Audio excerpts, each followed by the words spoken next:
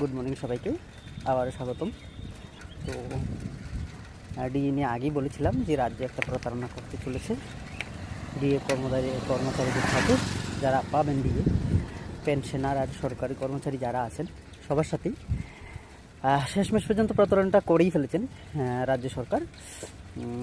একটা review petition দাখিল করা হয়েছে, যে অর্ডারটা বেরিয়েছে ওতে রিভিউ পিটিশনের জন্য দেওয়া হলো।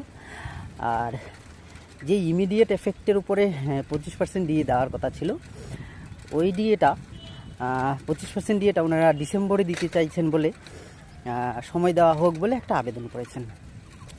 মানে এই প্রতারণাটা করবেন বলে সরকার আগে থেকে মনস্থ করেছিলেন, তাই 5 তারিখ পর্যন্ত কোনো কিছুই ওনারা বলেননি, চুপচাপই ছিলেন।